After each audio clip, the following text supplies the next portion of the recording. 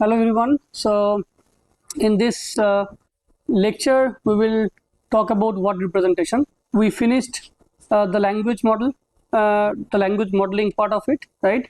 We discussed statistical language models, different types of smoothing techniques, and how to evaluate a language model, right? Perplexity we discussed in details. What is perplexity, how it is linked to entropy, and how you can use perplexity as an intrinsic measure to evaluate the performance of a language model. Okay, so now we are moving towards the semantics. Remember the different layers of NLP I mentioned: morphology, syntax, semantics, right, and so on and so forth. So here we start talking about semantics, right? The first thing in any semantic understanding of language, right, what we do is to represent a word or represent a sentence, represent a token, right? And we will discuss in this class, we will discuss old school methods to represent a word, and then we will see how modern days we represent a word using word vector. Okay, so let's get started. Meaning of a word, right? So let's see what a dictionary says about a meaning of a word. If you look at the Merriam-Webster dictionary, online dictionary, it says that a meaning is essentially the idea that is represented by a word or a phrase, right, or etc. Or it can be an idea that a person wants to express by using different words, signs, and so on and so forth. Effective representation of words meaning, right, has been one of the major challenges, right, because we use a word in different contexts, right? I mentioned about the word bank, right? For example, apple, mouse, these words are used in different contexts with different meanings and so on and so forth. So it is very tough to come up with a single representation or single meaning of a word, right? If you think that, okay, let me curate a dictionary where for every word I have a single meaning, and whenever I need the meaning of that word, I just retrieve that meaning from the dictionary and then I basically solve the problem, right? But this is not going to work because of the complicacy. Okay, so far, if you look at the old school NLP techniques, the way people used to solve the semantics problem is that they used to look at documents, and from documents there were human annotators who were employed to read thousands of documents, and then they used to create big ontology like a WordNet, right, where nodes are entities are nodes and entities are linked through different relations, right? One sense of an entity is linked to another sense of an entity, and these relationships can be of different types, right? Holonym, meronym, synonym, antonym, hypernym, hyponym, and so on and so forth, right? And then whenever you are interested in understanding a meaning of a word, you look at the ontology, you retrieve let's say the neighboring words of that given word, right, and you try to guess the meaning of it, right? But then people realize that this might not be a good approach. I'll tell you why. And then what is needed is that we essentially need some sort of vectorized representation of a word, right? Computer doesn't know characters, right? Computer knows numbers, right? So we all know ASCII values, right? So you can say, okay, why do we need a complicated vector representation? Let me take a word and let me take the character, let me take the ASCII value of every character, right? And then we concatenate, right? But the problem is that words have different lengths, right? So if you just concatenate all the ASCII values, then the length of the vector would be different for different words. And there are also other problems, right? I'll tell you the other problems. So the simple way to represent a word using a vector is something called one-hot encoding, right? One-hot vector, right? What is a one-hot vector? Very simple idea.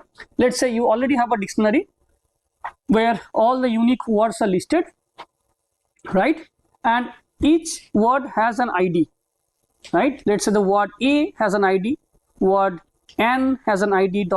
word zebra has an ID, word zoo has an ID, and so on and so forth. ID 1, ID 2, ID 3, and so on and so forth, right? And let's say the size of the dictionary is 1 million, right?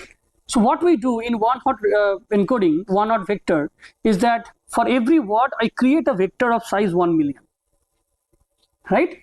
And let's say if the ID of that word is 5, right? What I do, I will add 1 at the 5th position of the vector, and the remaining positions will be marked as 0, right? So 1 position corresponding to the ID will be marked as 1, and the remaining position will be 0. Right? Very simple idea. And it also makes sure that words have different words have different representations, right? All the representations are unique, right? But the problems are, there are many problems. There are multiple problems here.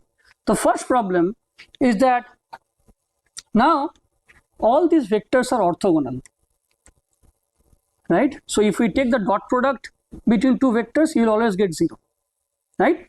Now if you think of if you take a synonymous, two synonymous words like say motel and hotel, they are kind of same, right?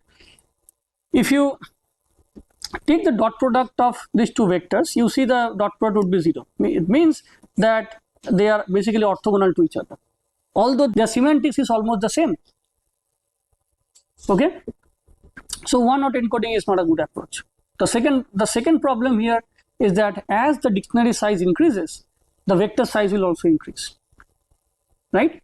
In fact, you may need to recompute the vector again and again, and there are multiple problems. Okay, so if two words share mutually similar semantics, right? This kind of one-hot encoding may not be a good solution for that. Okay, so what is the next solution? The next solution is to look at the WordNet, right? As I mentioned earlier, WordNet is a semi-automatically generated ontology, right? Where you see many nouns, verbs, mostly nouns, verbs, adjectives, and adverbs. They are linked through different relations, right? Every word in the WordNet is represented by something called a scene set. Every word has a scene set. Okay, what is scene set? Scene set is a synonymous set or synonym set. Okay, so each word, each sense of a word, not every word. So remember, every word has multiple senses, right? A word can have multiple senses. So every sense of a word is represented by a synonym set or scene set, right? And the description of the scene set is called the gloss. Okay, for example, let's look at the word chump. Okay, the gloss or the description of this word is a person who is gullible and easy to take advantage of. So this is the description of the sense, one sense of the word chump. Okay, and this description is written manually, by the way. Okay, it's a huge manual effort. And what are the different senses of the word chump? Now if you look at WordNet, WordNet will say that chump has these many senses. Okay, one sense of chump is same as the second sense of fool. Now remember, fool is also an entry in the WordNet. Fool also has, the word fool also has multiple senses. Sense 1, sense 2, sense 3, sense 4, and every sense has a gloss, right? So the particular sense of the word chump is linked to the second sense of the word fool, right? To the first sense of the word gull, to the ninth sense of the word mark, right? And so on and so forth. Now imagine the amount of effort. Okay, every word has multiple senses, right? These senses are linked, not the words, the senses are linked. Okay, so now this is one entry in the WordNet, right? The word bass, B-A-S-S. If you look at the WordNet ontology, you see that the word bass has multiple senses. The first sense is bass is a musical, some sort of a musical range, right? Bass can also be a fish, right? Bass can also be some sort of singing, male singing voice, bass guitar, right? So it has multiple senses, right? Of course, the pronunciations are different, but the surface word is the same. Okay, so this is the first sense of bass. There's a second sense of bass, third sense of bass, and so on and so forth.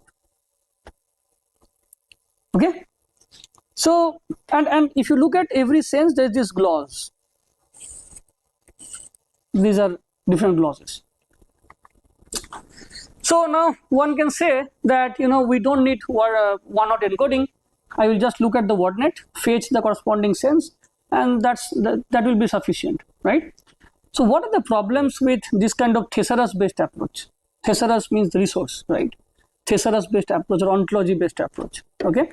The first problem is that there may be other meanings which are not captured into the WordNet version, right? WordNet has multiple versions by the way, right? For example, the word proficient and the word good, right? They are synonymous in certain context, but they are not synonymous in all the contexts, right?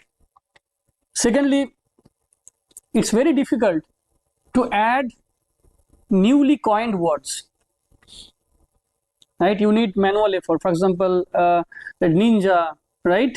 Nifty, and so on and so forth. This kind of newly coined words, if you want to add them into the ontology, you need to actually study a lot about their usage, right? What are the senses, where they are used, and so on and so forth, right? And then you also have to remember what are the other senses that can be linked to this sense of nifty, for example, right? So it's actually very complicated. Up-to-date information is difficult to obtain. The other problem is that WordNet mostly considers noun, adjective, adverb, and what else? Noun, adjective, adverb, and verb, right? The other part of speech words are not covered appropriately. This is also subjective, because if you ask one annotator, they may feel that okay, this is not the sense. If you ask another annotator, they may feel that no, this is the sense, and so on and so forth. It depends on who is annotating, right? It requires a lot of human labor. To address this, we will use the notion of distributional semantics. If you remember the second lecture where we talked about NLP, right? I mentioned 3 ways to understand semantics of a word. What are those 3 ways? Ontological semantics, then decompositional semantics, distributional semantics, right? Very good. So distributional semantics is the premise based on which most of the existing word representation techniques are proposed. Okay. And what is the philosophy behind the distributional semantics? J.R. Forth in 1957, he said this famous quote that you shall keep a word by the company, you shall know the word by the company it keeps. Okay, so now based on this philosophy, again, if you go back to old school NLP, right, people came up with many approaches, right? One simple approach is to look at the documents, right? You read the sentence in the document, and you look at the neighboring words of every word, and from the neighboring word, from the neighborhood, you try to imply or you try to guess the meaning of that word, right? For example, the word banking. If you look at this 3 sentences here, the first sentence, government debt problems turning into banking crisis as happened in 2009, right? Here essentially you're talking some sort of crisis, right? Where the next one saying that Europe needs unified banking regulation. Here you're talking about some sort of regulation, rules and regulations. Third one, India has just given its banking system a shot in the arm. So this is more of a banking system, right? The literal meaning of banking system. So you look at the neighbors, and from the neighbors you guess the meaning of that particular word, right? Now how do we systematically do it? We systematically do it using a count-based approach. A very simple count-based approach, where the idea is that, let's say you have multiple documents, Okay, you have a bunch of documents, you have corpora, and you see for how many times this a particular word appears in a document, how many times this word appears in other documents, and so on and so forth. It's just a count, right? A bag of word kind of approach. Okay, let's look at this example. This is a simple example where right, we basically create this kind of matrix. This matrix is called term context matrix. What is a term context matrix? Here rows are individual terms, individual words, individual tokens, and columns are also individual tokens, right? And you see how many times, let's say here, let's say this entry says how many times the word computer appears as a neighbor of the word apricot. Okay, some sort of bigram count table, very similar to bigram count table, but what is the difference here? In case of bigram, these two words should appear side by side, wi minus 1 wi, right? But here, when I look at the context, I first decide the size of the context. Okay, let's say I have a context size of 10. I look at 10 words at a time, right? And I'll see how many times the word apricot and computer appear together, right, in the same context, right? And that's going to be the count here. So term, context, and this is a square matrix, right? So from the term context matrix, now if you look at every row, okay, now you can think of every row as a vector, right? Let's say first row is a vector for the word apricot, right? When apricot is used as a term, as a term, right? You can also and apricot will also appear in a row, right? Here also you will see an entry for apricot, right? And there will be a column corresponding to the word apricot, right? So that column can be treated as a context vector for the word apricot. So row can be treated as a term vector for the word apricot. Column can be treated as the context vector for the word apricot, right? Now it is up to you to decide which vector you want to consider.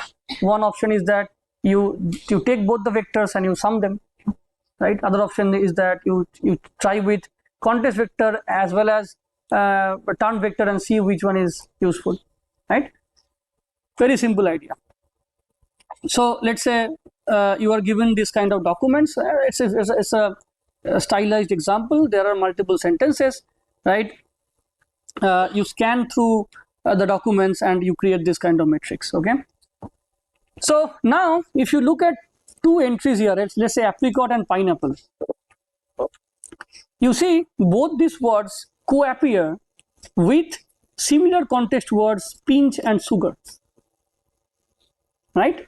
But they did not co-appear with the context words artwork or computer data, right? So you can say that, okay, maybe these two words are similar. Okay. Similarly, if you look at digital and information, you see both these words co-appear with the word computer and data, right? Also results, but they did not co-appear with the word artwork, pinch and sugar. So maybe these two words are similar, right? A simple idea. You look at you take every column, you take a pair of columns, you do some sort of dot product, cosine similarity, and then you figure out the similarity, right? So here, what are the problems? The first problem is that again this matrix size can increase with the increasing number of vocabulary terms, right?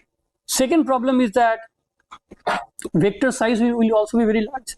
If the vocabulary has, let's say, millions of words, then the size of the vector should be very, very large. And also this matrix is sparse. Most of the entries are 0, right? A sparse matrix. The fourth problem is that we see stop words, right? Frequently appearing words, particle, preposition, right? Their corresponding entries will be very, very high. obviously, right? So we need some sort of normalization after this, right? So what we do here, so from term a raw count of terms and context, now we move towards an advanced, slightly advanced concept called TF-IDF. Okay, so what is TF-IDF? In TF-IDF also we are going to create this matrix, remember this. Okay, TF stands for term frequency and IDF stands for inverse document frequency. TF-IDF. Okay, let's first discuss TF. So what is TF? Term frequency of a term T, right, with respect to a document D is the number of times that particular term appears in the document. So remember, this is a tuple, this is a function of T comma D. You can't say that the term frequency of T is this. You have to say the term frequency of T with respect to the document D is this. Okay, so by the way, when I say a document can be a Wikipedia document, a document can be a novel, a document can also be a paragraph, a document can also be a sentence. It depends on how you define a document, right? Because if you have only one document, then how do you compute TF-IDF? You consider every paragraph as a document and then you measure this.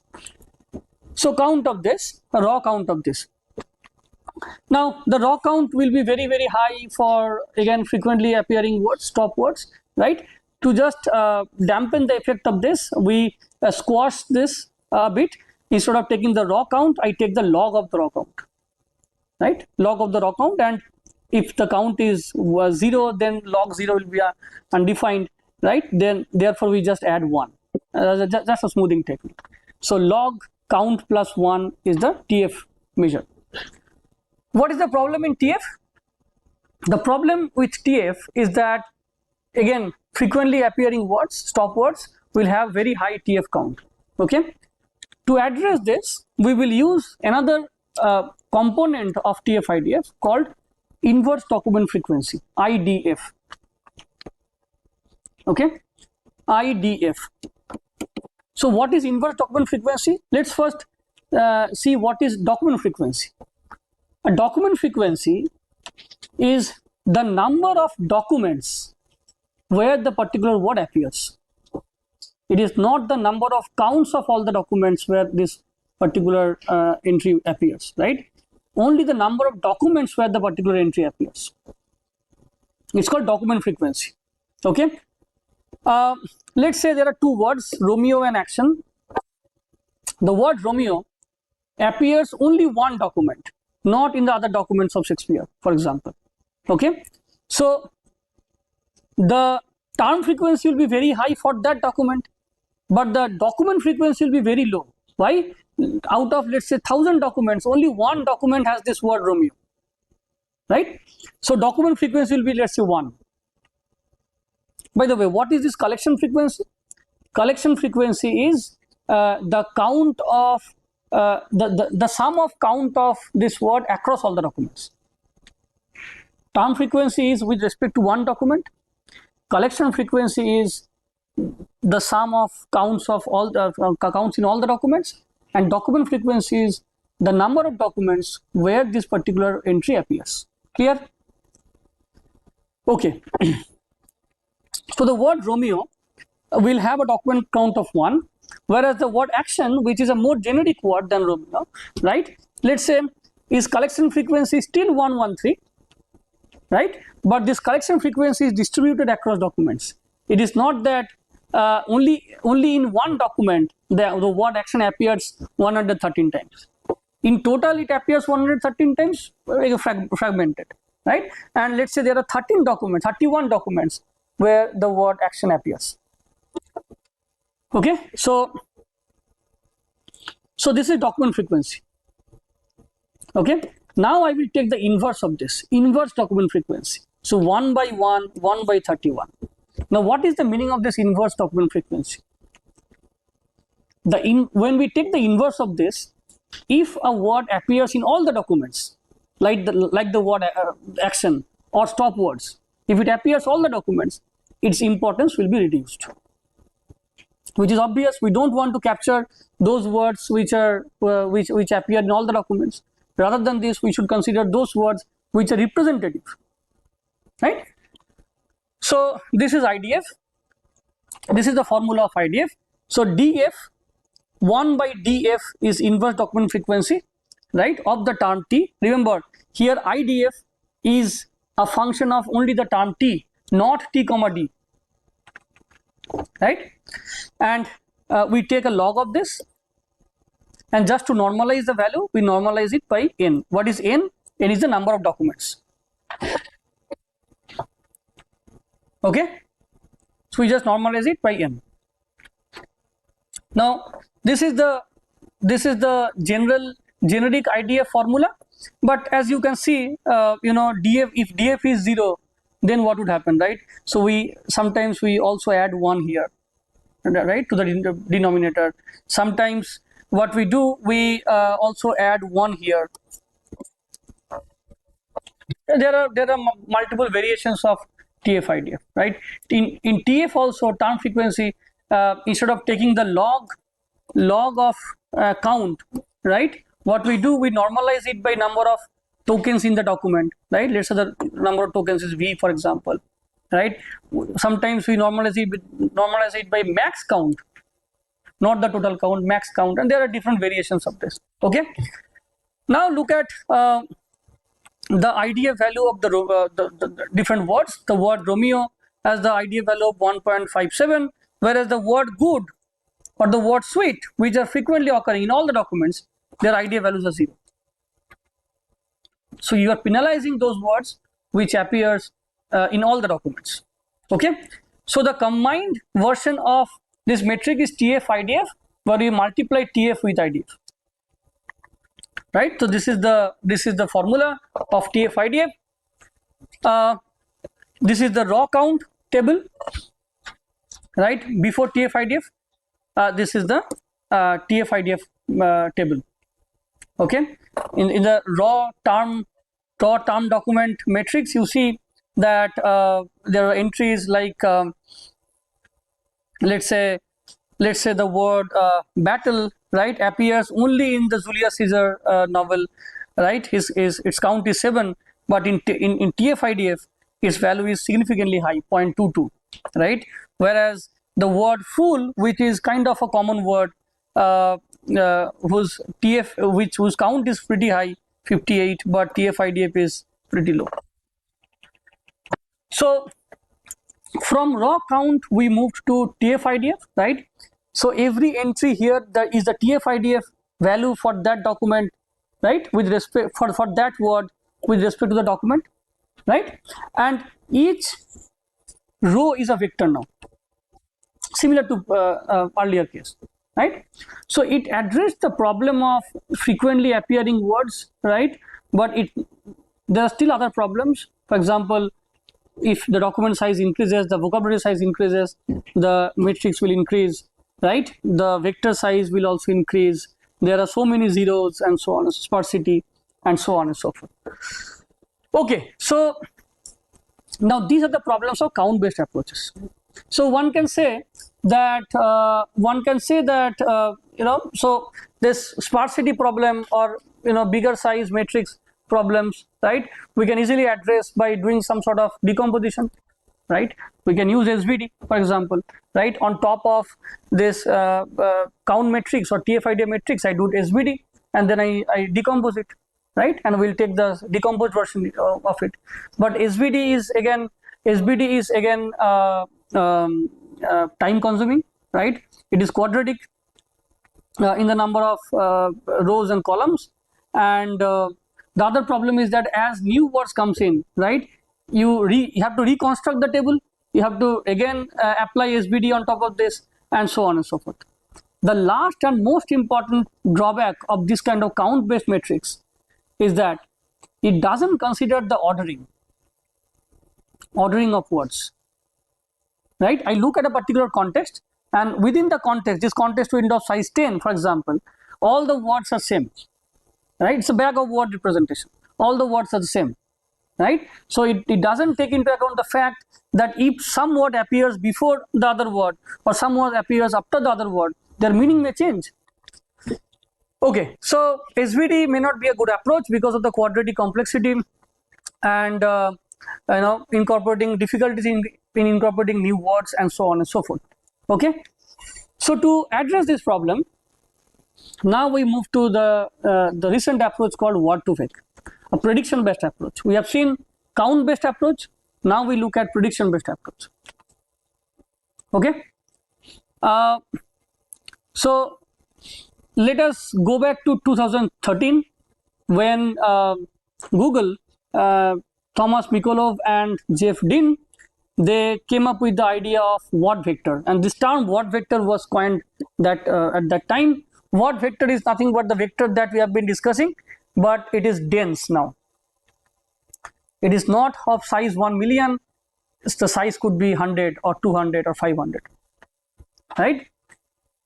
So word vector is a dense vector. Now why a dense vector is important instead of a sparse vector? Because if the feature size is, if the feature number of features is high, right, it may be prone to overfitting. We need lots of parameters to train, right? We all know scarce of dimensionality, right? So if we squeeze it, maybe we don't need to of course we don't need to train many parameters. The second problem is that it will be more generalizable, right?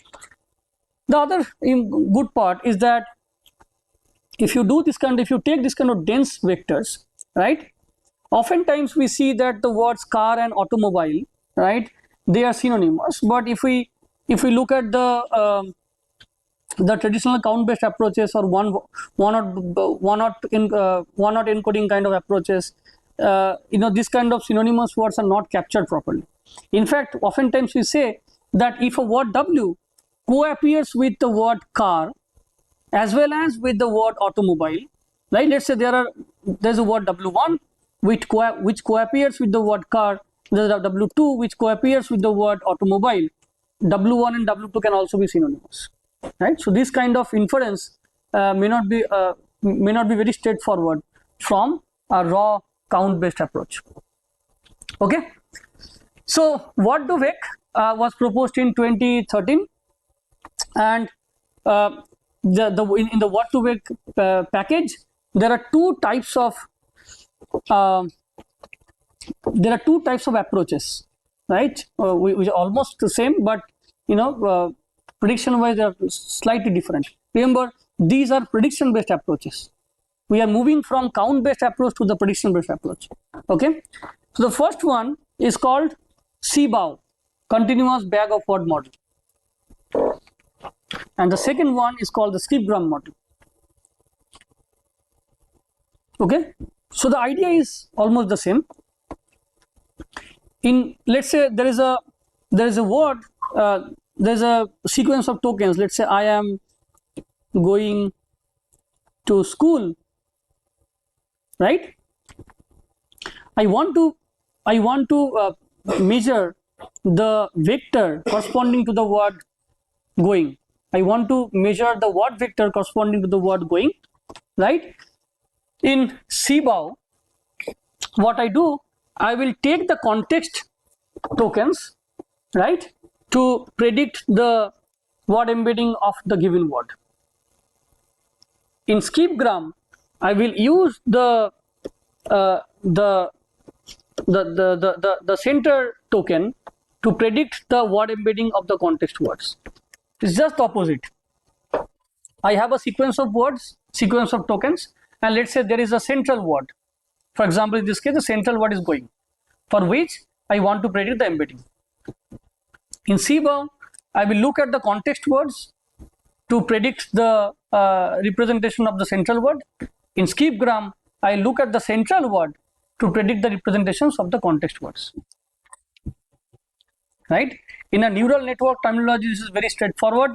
Let's say you have a multi-layer perceptron kind of network, a two-layer network, right? In CBOW, what I do, I feed the representation of the context word, and I will try to generate the representation of the central word. In skipgram, I feed the representation of the central word and try to generate the representation of the context word. Okay, so let's focus on skipgram because this is more popular, right? Skipgram with negative sampling. Okay, skipgram with negative sampling. We'll discuss what is negative sampling and so on. Okay, so Word2Vec is an unsupervised approach. I would say this is a self-supervised approach. You do not need any labeling, any human label data, right? Number one. Number two, this is just a prediction task, right? A simple logistic regression task. It's a simple logistic regression task. All of you know logistic regression? It's a simple logistic regression classifier. It's a classifier which will classify that this word is not a context word, this word is a context word. That's all. Very simple idea. Okay, so let's look at the approach. So we have a target word T. Now remember, we will use two terminologies. One is called the target word, and the other is called the context word, right? T and C. Okay, given a particular target word, I will look at what are the context words. And how do we identify a context word? I have this window, right? I have this window of size 10. We have the documents, multiple sentences. I move the window one step at a time, right? At every step, I look at 10 words at a time, right? Let's say the middle word is a central word and the remaining 9 words are the context words, right? So what I do, for every central word, I make a pair, right? Let's say WT is a context is a target word, and WT minus 1, WT minus 2, WT minus 3, right? WT plus 1, WT plus 2, WT plus 3. This is the context size, moving window size, right? And there are of course other words here. It's a WT plus T minus 4, WT minus 5, right? WT plus 4, WT plus 5, and so on and so forth. And this is my sliding window. Okay, this is my target word. So what are the positive context words? The positive context words are WT. So for WT target word, the positive context words are WT minus 3, right? WT minus 2, WT minus 1, WT plus 1, WT plus 2, WT plus 3. These are the positive context words because these words appear, these words co-appear with the word WT within the context. So, right? So these are the pairs. These are the positive pairs. Given a particular window size, right? I will first identify the context words and make these pairs. What are the non-context words with respect to this context size at this position? What are the non-context words? Non-context words are those words which are outside of this particular window, right? Right. So there are if the size of the document is n, there are n minus how many? 3 plus 3, 6 plus 7, n minus 7 tokens which are non-context words, right? Okay, so I will sample non-context words from the document. So this is my context word pairs. I will sample equal number of non-context pairs from the document. In fact, in Word2Vec, what we do in skipgram specifically, we take k times more negative samples. These are negative samples. These are positive samples, and those are negative samples. Non-context words are negative samples. So if I take 10 positive samples, I will take 40 negative samples 4 times or 5 times. Why? Why? It will give you more evidence, right? Not only that, sometimes what happens is that when you sample negative examples, it may happen that some of the positive examples can also come, right? Because you are sampling from some distribution. It may happen that some of the positive samples can also come. In fact, that particular word can also come as a context, negative context, right? Of course, you can have tricks to remove those duplicates, but it is always safe to consider more negative examples. We will discuss how to sample negative examples later. Okay, so this is the sequence of tokens. I fix the context window. I sample positive instances, negative instances. I curate positive instances, sample negative instances. Then I run this classifier. Okay, and the classifier will classify positive instances from the negative instances. Now, how I will tell you, right? So again you move this context window one word forward, right? Again you curate all these things. Again you run the classifier, and you keep on doing this thing until unless the entire document gets scanned. This is the overall philosophy. Okay, let's look at examples. So let's say this is an real example: lemon, a tablespoon of apricot, jam, a pinch. This is a sequence of words, right? And let's say the context window is this one from here to here.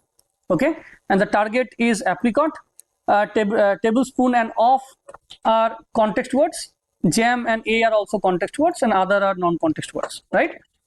These are context pairs. So for every word W, now this is W, okay? For every word W, we have a context vector C. Now remember, this W, this word W is represented by a vector, the word embedding vector, which we are going to learn, right? Through this classification, we are going to learn the embeddings of W and C. What is C? C is the context words, and W is the target word T.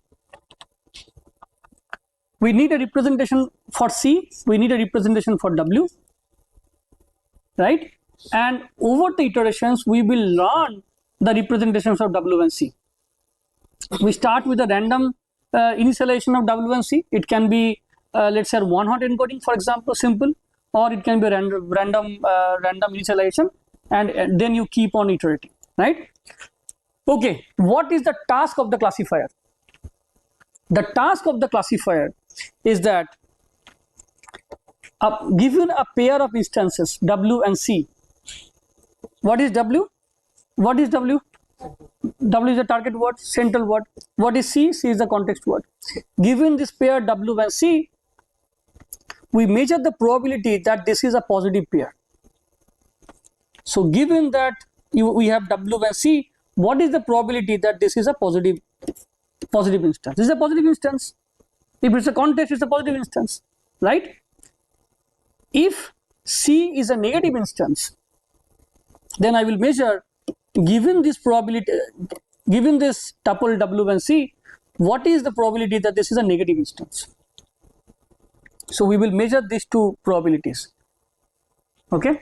Now negative probability is same as 1 minus positive probability, right? So essentially we will measure this positive probability. Okay, what is the probability that a particular pair is a positive pair? Okay, so how do we measure this probability? We measure this probability using dot product, right? Dot product is a measure of similarity. We all know what is dot product, right? Now let's look at the equation here. It's a very simple equation. So I mentioned that this is just a classifier. This is a logistic regression, right? To measure this probability that W and C are positive instances, right? W and C pair is a positive instance. What I do, I measure this probability using a sigmoid function, right? What is the sigmoid function, right? And the beauty of the sigmoid function is that it basically squashes everything between 0 to 1, right? Machine learning researchers always prefer this sigmoid function because not only it produces a probability, but also the derivative has some beautiful formula, right? If you take the derivative of sigmoid, this is essentially sigmoid into 1 minus sigmoid. And there are also other properties, very interesting properties. Of course, if you ask a statistician, they will say that, you know, I will not consider sigmoid as a probability, because probability has certain axioms and certain other properties. But for a machine learning researcher, I think this is a good enough function, right? So sigmoid of C and W, remember C is a vector, embedding vector, right? W is also a vector, right? So this is computed by 1 by 1 plus e to the power minus C times X. This is a dot product, okay, right? And how do you compute the negative one? 1 minus positive.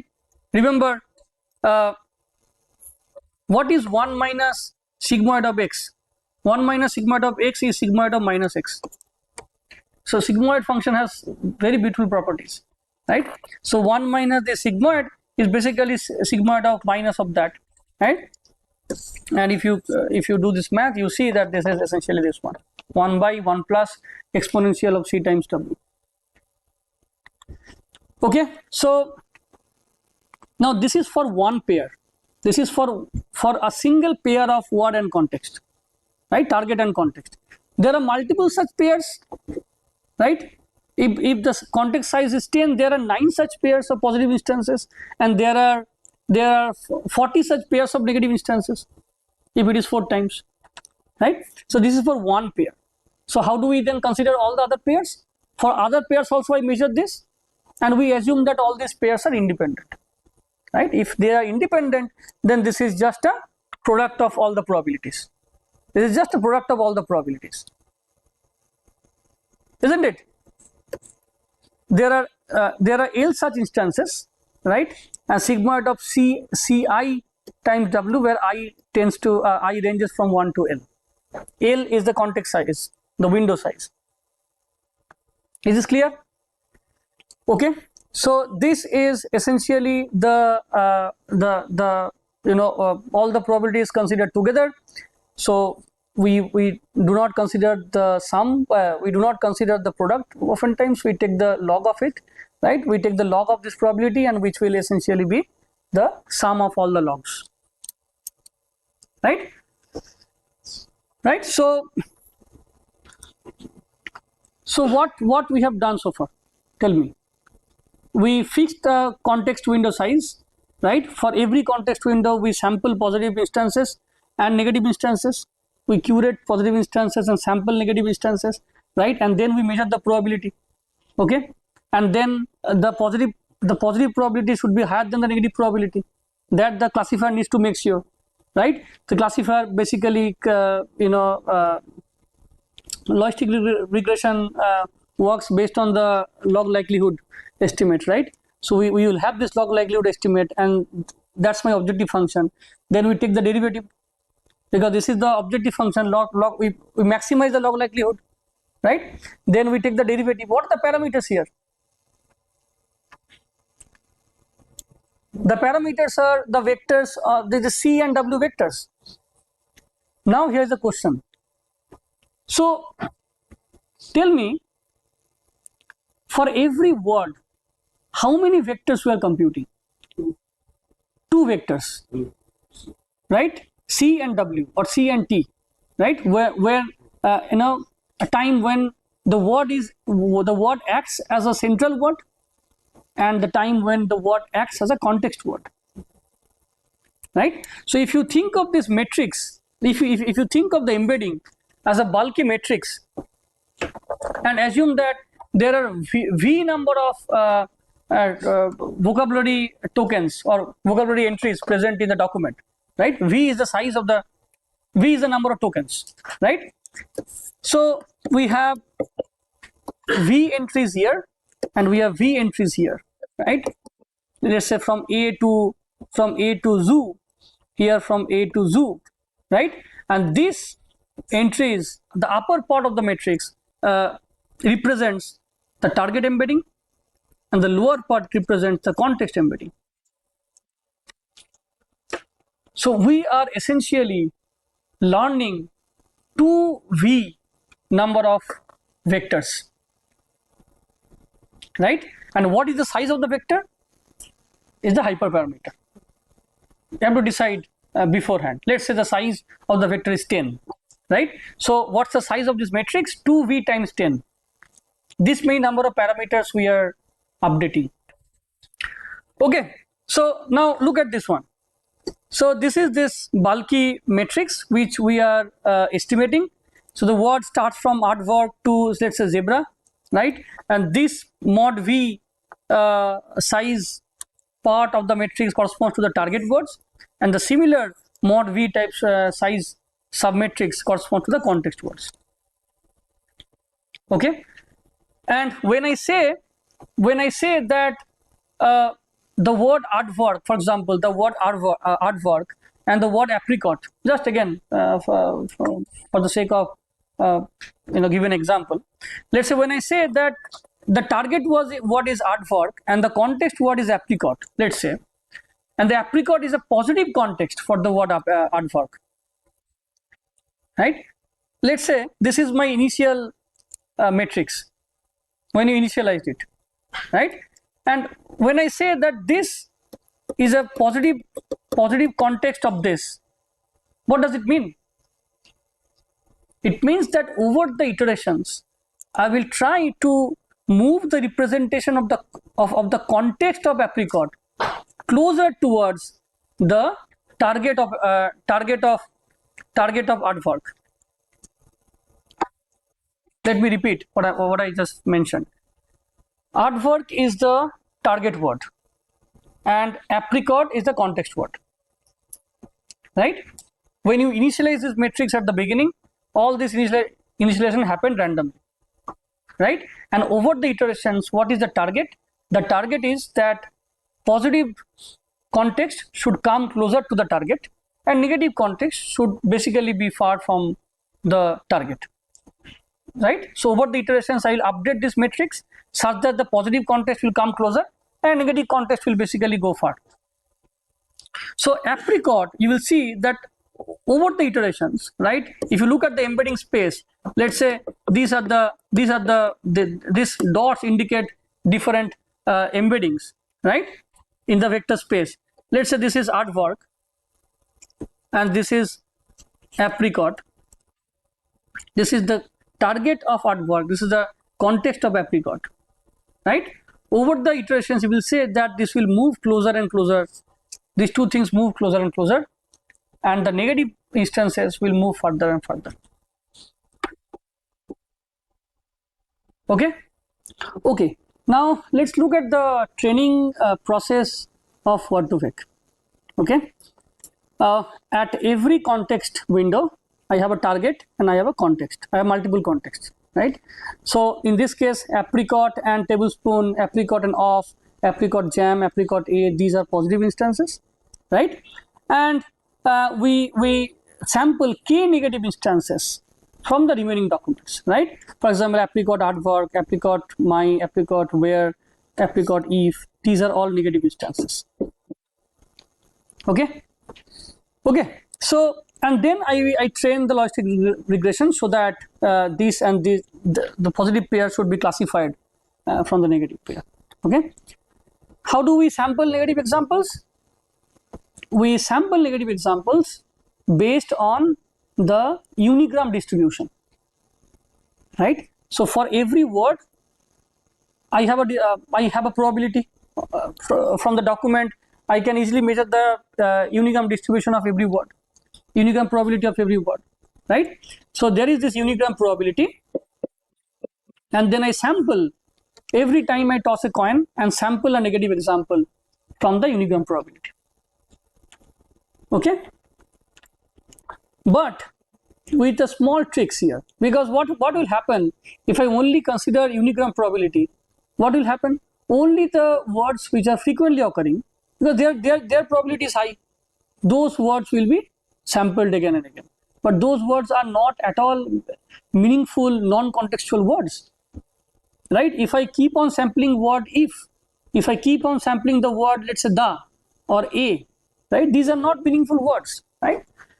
So what I do, instead of a raw unigram probability, I will use some sort of modified unigram probability.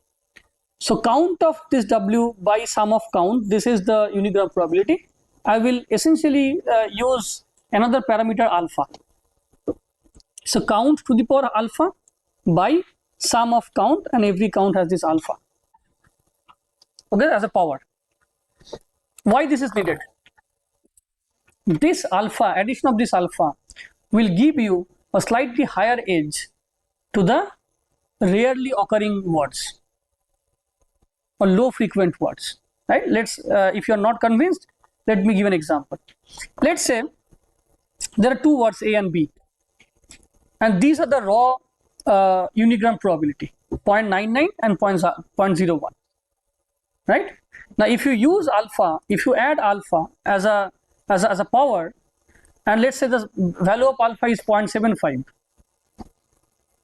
okay, so the modified unigram probability of A is 0.97 and the modified unigram probability of B is 0.03.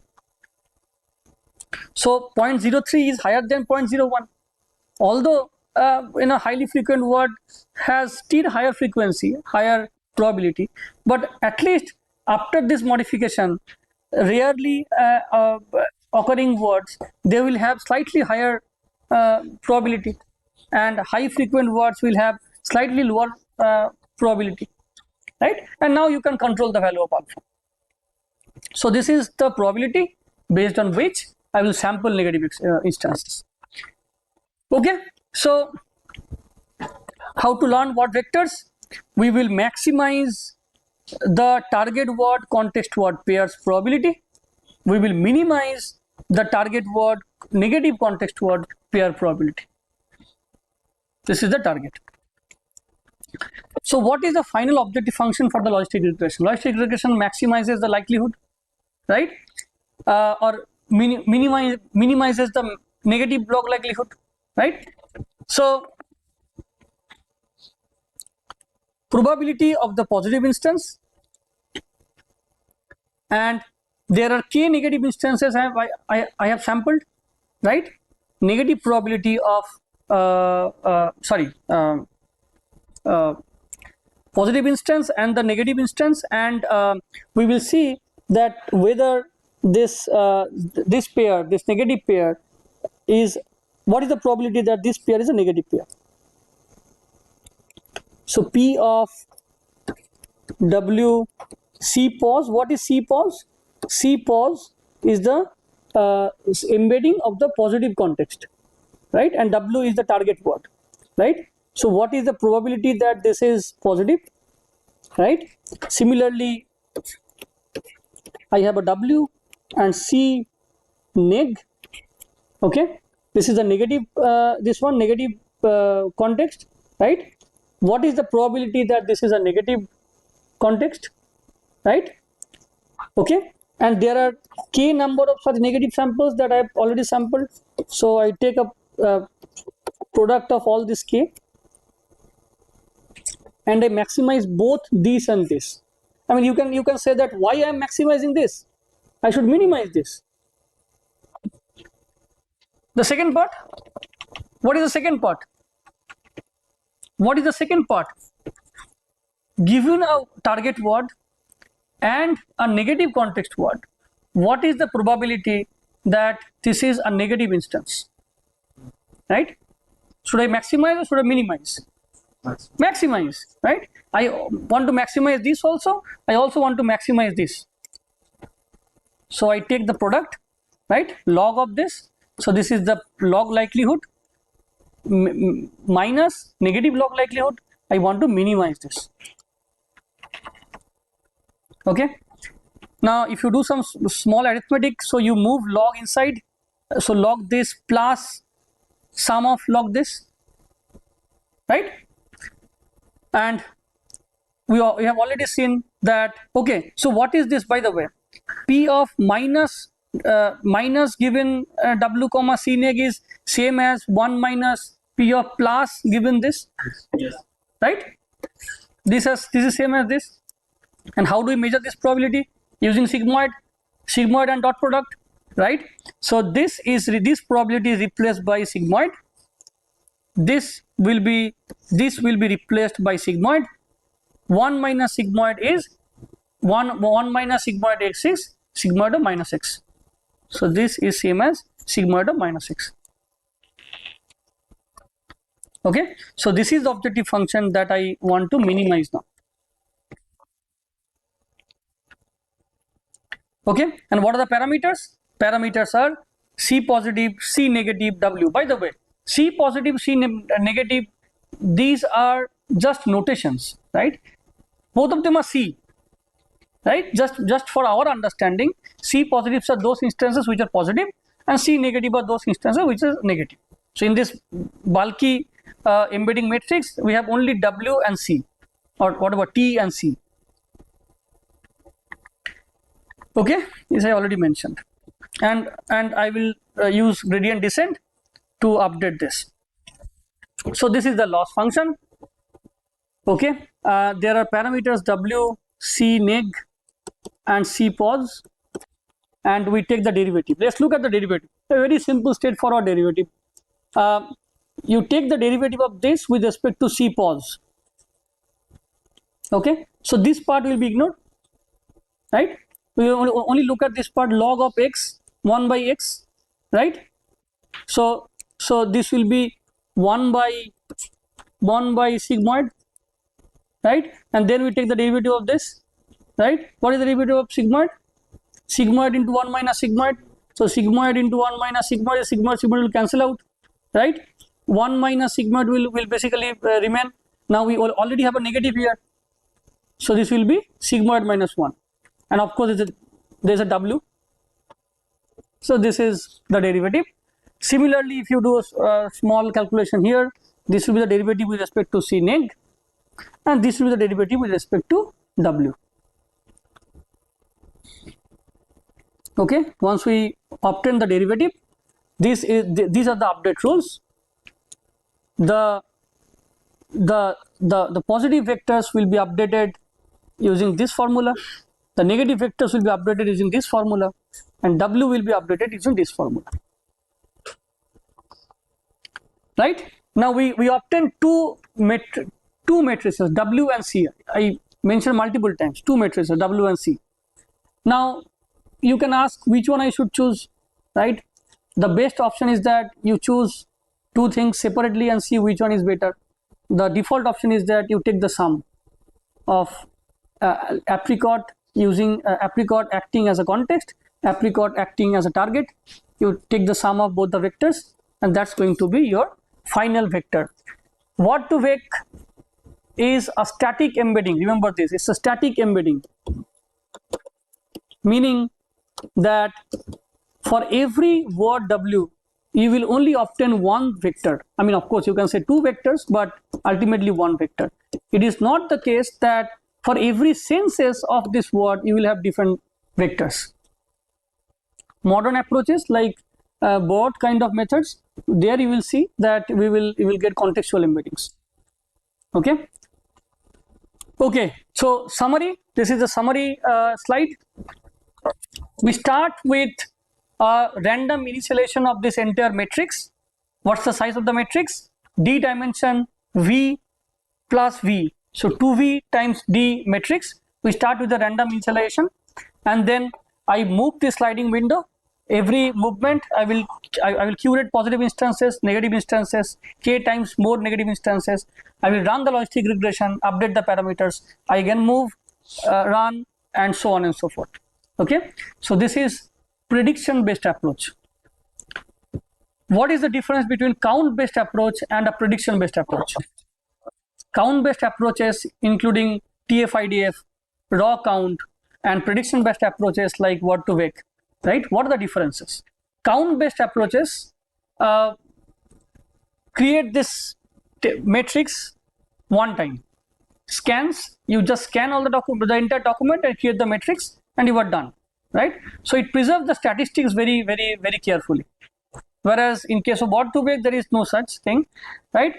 Count based approaches, the negative part is that as the size increases, the matrix size will increase, and you need to recompute all the entries. Here, as the size increases, you may just need to learn, or you may need to run the logistic regression one more time.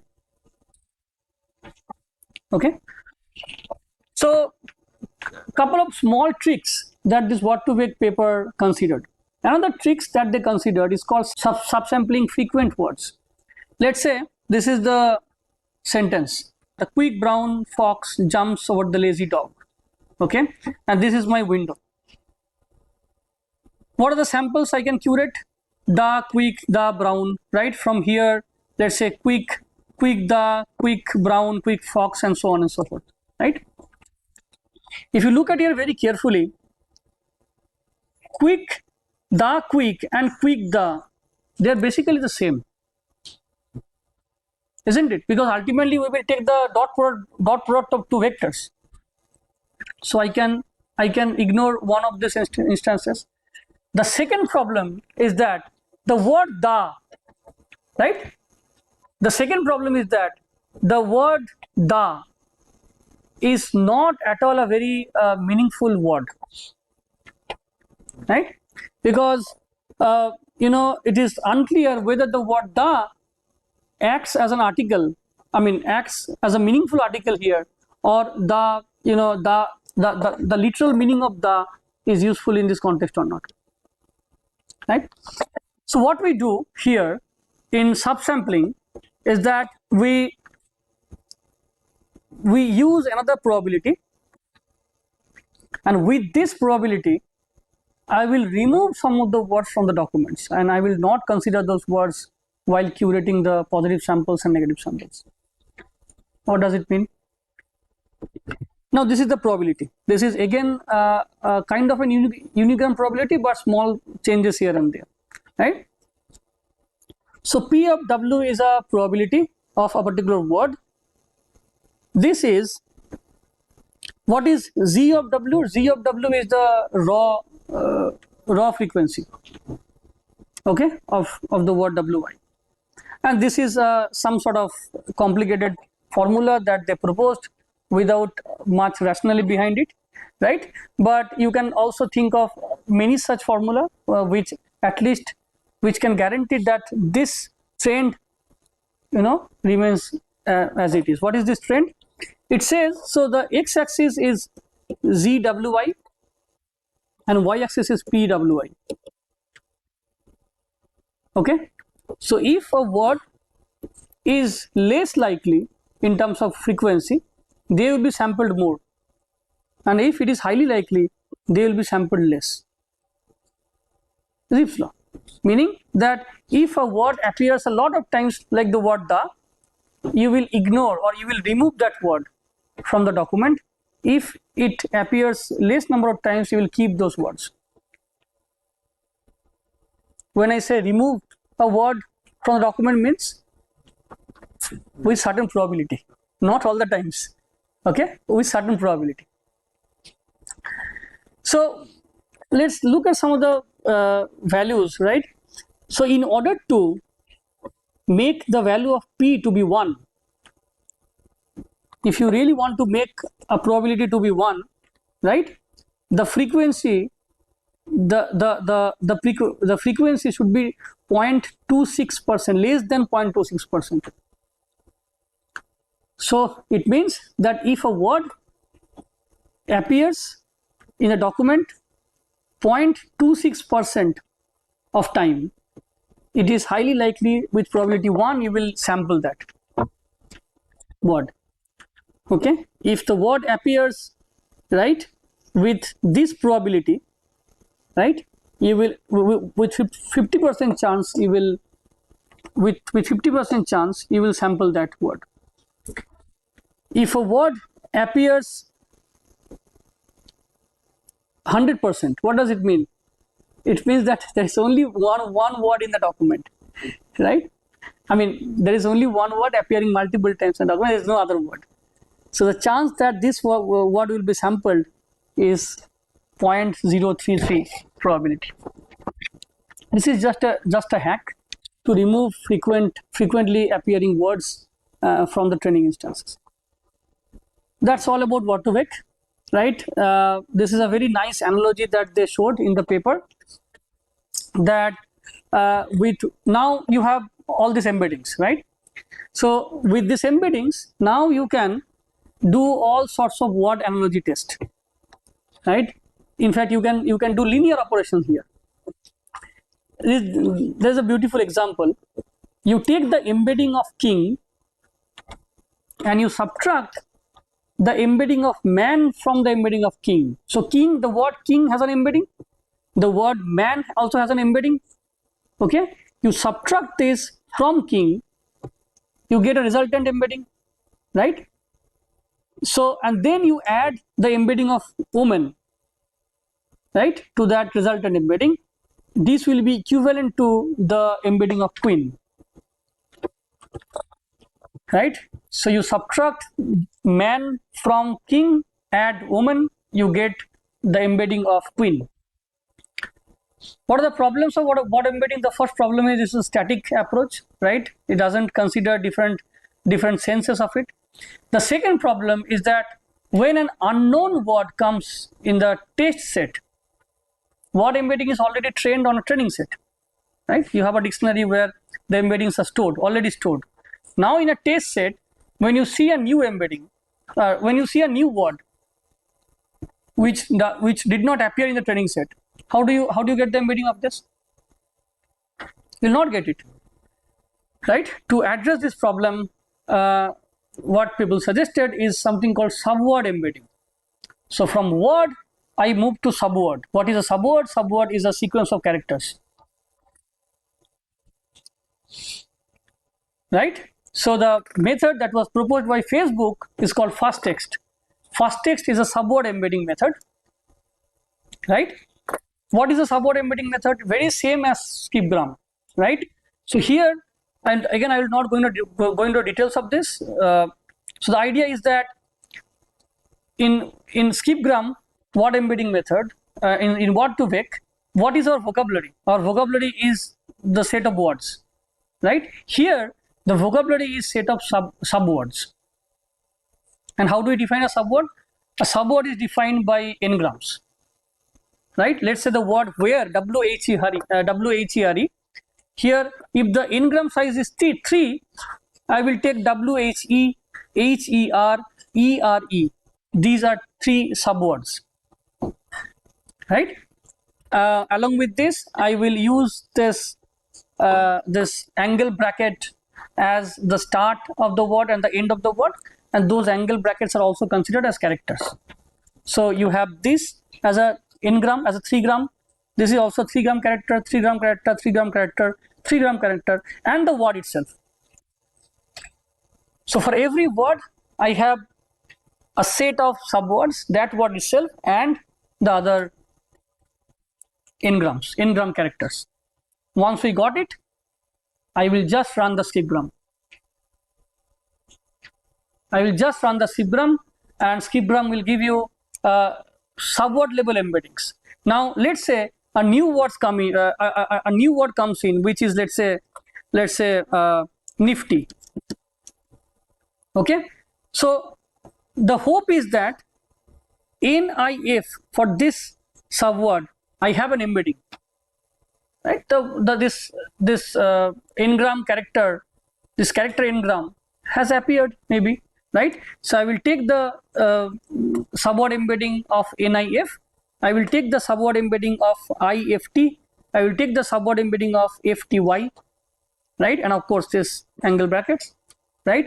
And I will sum them up. Okay, so this is the idea of fastText. I'll stop here, and maybe in the next lecture I will start discussing glove embedding. Thank you.